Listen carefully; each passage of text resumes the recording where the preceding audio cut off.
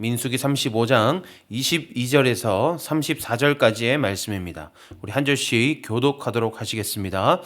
악의가 없이 우연히 사람을 밀치거나 기회를 엿봄이 없이 무엇을 던지거나 보지 못하고 사람을 죽일 만한 돌을 던져서 죽였을 때에 이는 악의도 없고 해하려 한 것도 아닌즉 회중이 친 자와 피를 보복하는 자 간에 이 규례대로 판결하여 피를 보복하는 자의 손에서 살인자를 건져내어 그가 피하였던 도피성으로 돌려보낼 것이요 그는 거룩한 기름 부음을 받은 대제사장이 죽기까지 거기 거주할 것이니라.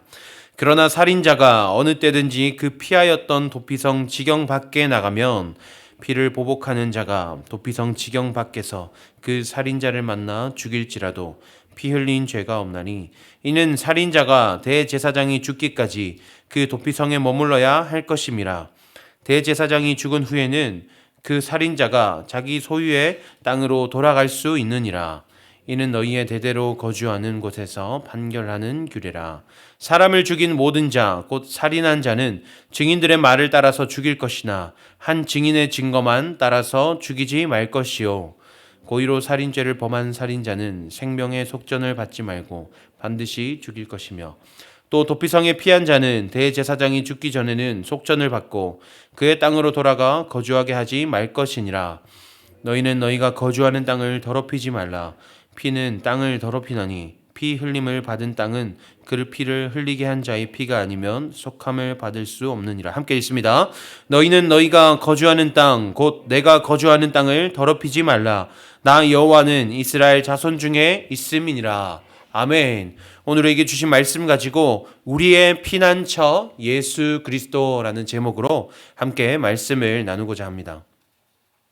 하나님은 정의의 하나님이시요 공의의 하나님이십니다. 그래서 하나님께서는 죄를 반드시 심판하시는 분이심을 우리가 기억해야 합니다. 그래서 본문에 이전에 기록된 말씀과 또 본문 안에서도 하나님은 반복해서 고의로 살인을 저지른 자는 반드시 자기의 생명을 내어줌으로 그 죄를 속죄함 받아야 한다고 말합니다. 그러니까 고의로 살인을 저지른 자는 반드시 죽여야 한다고 말씀하시는 것이죠. 그러나 동시에 하나님께서는 부지 중에 살인한 자에 대해서 은혜를 베푸시는 것을 우리는 발견할 수 있습니다. 그것이 무엇입니까? 도피성이라는 매개체를 통해서 하나님은 은혜를 베푸십니다. 하나님은 도피성을 세우셔서 그곳으로 피하는 자는 안전하게 하셨습니다. 실수로 살인한 자가 억울하게 사형을 당하거나 또 피해 복수를 당하지 않도록 하신 것입니다. 그리고 도피성에 지내던 자들은 대제사장이 죽으면 자신이 살던 곳으로 다시 돌아갈 수가 있게 됩니다. 대제사장의 죽음이 도피한 자의 피 흘림을 대신한 것으로 여겨서 대속함을 입은 것으로 여길 수 있기 때문입니다. 우리는 이 말씀을 통해서 우리의 연약함을 돌아볼 수 있습니다. 또한 동시에 그것을 은혜로 덮으시는 하나님을 발견할 수 있습니다. 그리고 또한 그 속에서 우리는 속죄의 유일한 통로이신 우리의 피난처 예수 그리스도를 바라볼 수 있습니다. 말씀을 통해 바라보아야 할 우리의 예수 그리스도는 어떤 분이십니까? 첫째는 예수님은 우리의 영원한 대속자가 되신다라는 것입니다. 아무리 부지 중에 범하게 된 살인이라 할지라도 생명을 해한 죄는 지울 수 없는 죄입니다. 그러나 하나님은 대제사장의 죽음으로 그들의 죄가 속죄함을 받을 수 있도록 하셨습니다.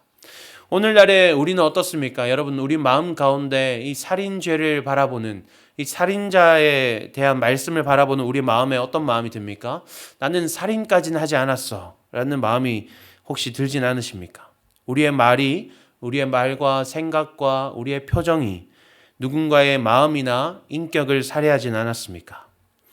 우리는 수많은 죄를 범하면서 살아갑니다. 부지 중에 죄를 범하기도 하고 또 우리의 연약함이 우리로 하여금 어쩔 수 없이 죄를 짓게 하기도 합니다.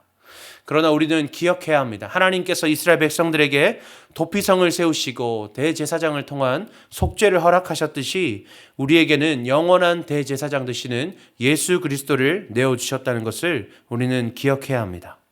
히브리서 4장 14절에서 16절 말씀입니다. 15절과 16절 말씀입니다. 우리에게 있는 대제사장은 우리의 연약함을 동정하지 못하실 리가 아니요 모든 일에 우리와 똑같이 시험을 받으신 이로되 죄는 없으시니라. 그러므로 우리는 긍휼하심을 받고 때를 따라 돕는 은혜를 얻기 위하여 은혜의 보좌 앞에 담대히 나아갈 것이니라. 아멘. 우리는 날마다 우리의 연약함을 주님 앞에 내어놓아야 합니다. 주님, 저는 오늘도 여지없이 무너졌습니다. 주님, 나의 연약함 아시죠? 나를 불쌍히 여기시고 나의 연약함까지도 주님 붙들어 주시옵소서. 우리가 그 돕는 은혜를 얻기 위하여 담대히 주님 앞에 나아가야 합니다. 둘째로 우리의 대제사장 되시는 예수님은 언제나 우리 곁에 계신다라는 것을 우리가 기억해야 합니다. 하나님께서는 이 도피성을 세우실 때에 한 곳만 세우신 것이 아니라 이스라엘 백성 중에 어느 누가 죄를 짓더라도, 그 살인죄를 짓더라도 반나절이면 도피성에 도착할 수 있도록 여러 곳에 도피성을 세우셨습니다. 거리가 멀어서 피하지 못하는 일이 없도록, 상황이 여의치 않아서 하나님의 은혜를 누리지 못하는 일이 없도록 장치를 마련해 두신 것입니다. 마찬가지로 우리는 언제나 우리가 주님께로 나아갈 수 있다는 것을 기억해야 합니다. 요한복음 1장 14절 말씀입니다. 말씀이 육신이 되어 우리 가운데 거하심에 우리가 그의 영광을 보니 아버지의 독생자의 영광이요 은혜와 진리가 충만하더라. 아멘. 우리 주님께서는 말씀이 육신이 되어 우리 가운데 거하시는 분이십니다. 그 말인즉슨 우리는 말씀을 통해서 날마다 살아계신 예수님을 만날 수 있다라는 것입니다. 또한 우리는 예수님을 믿음으로 그분의 화목제물 되심으로 말미암아 날마다 하나님 앞에서 다시 일으키심을 얻을 수 있습니다. 로마서 3장 25절 말씀입니다. 이 예수를 하나님이 그의 피로써 믿음으로 말미암는 화목제물로 세우셨으니 이는 하나님께서 길이 참으시는 중에 전에 지은 죄를 간과하심으로 자기의 의로우심을 나타내려 하심이라. 아멘. 그래서 이제 우리는 말씀을 통해 언제나 우리와 함께 하시는 예수 그리스도께 나아감으로 속죄함을 얻고 의롭다 하심을 얻음으로 우리의 여전한 연약함 가운데서도 자유함을 얻을 수 있게 되는 것입니다. 로마서 8장 1절과 2절 말씀은 이렇게 말씀하십니다. 그러므로 이제 그리스도 예수 안에 있는 자에게는 결코 정죄함이 없나니 이는 그리스도 예수 안에 있는 생명의 성령의 법이 죄와 사망의 법에서 너를 해방하였음이라. 아멘. 사랑하는 여러분, 우리가 예수 그리스도로 말미암아 자유케 되기를 소망합니다. 우리는 하나님을 믿는 사람입니다. 우리는 하나님을 더 잘 믿고 싶은 사람입니다. 매일 말씀 앞에서 다짐하고 다짐하지만 그러나 또 무너지고 마는 것이 우리입니다. 사실 그래서 어떨 때는 정말 절망스럽기까지 합니다. 하나님, 저는 도무지 하나님 앞에 설 수 없는 사람입니다. 어떻게 하나님, 저 같은 사람이 감히 하나님을 아버지라 부르고 하나님의 은혜를 구하겠습니까? 하나님, 저는 하나님의 사람이라 말할 수 없는 인생입니다. 도무지 부끄럽고 도무지 염치가 없습니다. 이렇게 고백될 때가 있습니다. 그러나 완전한 대제사장이 되셔서 우리를 날마다 속죄하시고 또 영원한 화목제물 되셔서 다시 우리를 의롭다 하시는, 우리의 죄를 그럼에도 간과하시는 우리의 피난처 되신 예수 그리스도를 바라보기 원합니다. 주님께서는 우리와 언제나 함께 하셔서 언제든지 우리를 다시 일으키실 것입니다. 사랑하는 여러분, 우리는 이 말씀을 들었음에도 또 넘어질지도 모릅니다. 정말이지 내 자신이 너무 싫을 만큼 다시 실패할지도 모릅니다. 그러나 너무 질책하지 마십시오. 나의 연약함에 너무 주목하지 마십시오.